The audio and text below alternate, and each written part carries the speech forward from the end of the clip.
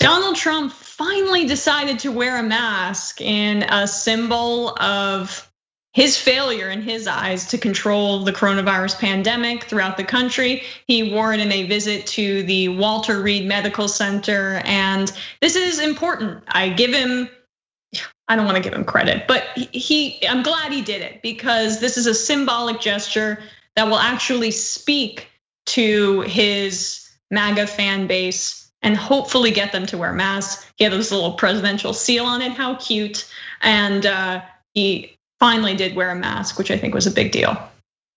Yeah, so that had photo op written all over. You see how they turn the corner? They know that the camera's already at the end of the hallway, and the camera guy told them, turn the corner and then I'll have you guys all walking down the hallway together and it'll look really cool. So, and going to Walter Reed in the first place is another part of the photo op. And Trump backed that up by then saying, well, look, I'm going to visit the soldiers and in that context. So this is a good way to cover. And so somebody must have thought of this, and that is actually fairly well played, which is rare for the Trump administration.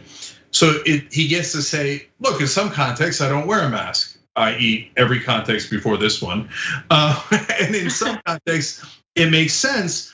We can all agree, even the right wing, that when I go talk to soldiers at a hospital, I should be wearing a mask. And hence, let's go to Walter Reed and walk down a long hallway and have the camera shoot that, including with generals around me, so I look badass.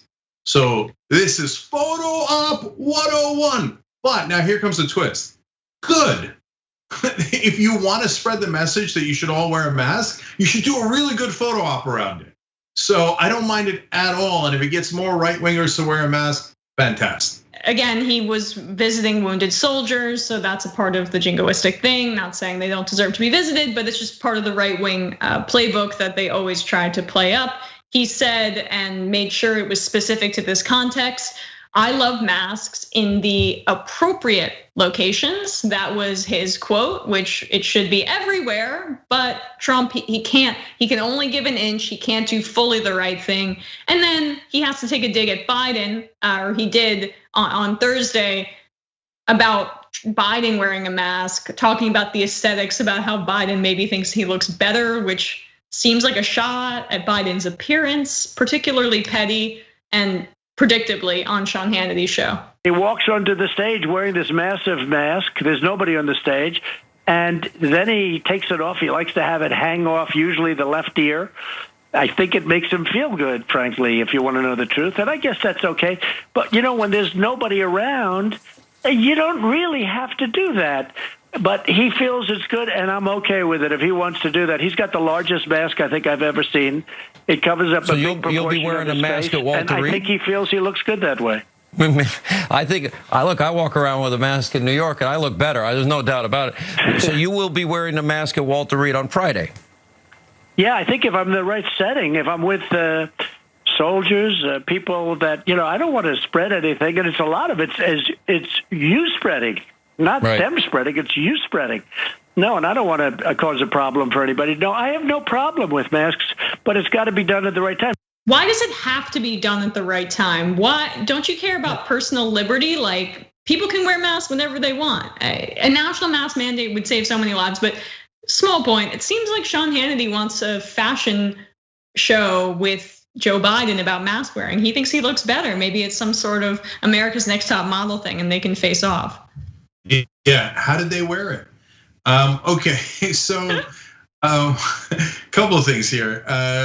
So if you notice, to your point, Emma, Trump said, look, it's soldiers and stuff. So would it be okay if it wasn't wounded soldiers? Like if you walked into another hospital with just regular citizens and spread your coronavirus everywhere?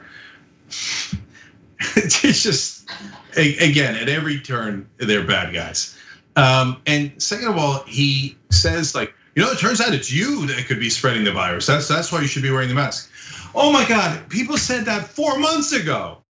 This knucklehead, who's the theoretical leader of the country, as the pandemic has hit America worse than any other country on the planet, and nearly 140,000 people are dead, just realizes in the middle of July, it turns out it's because you could be spreading it.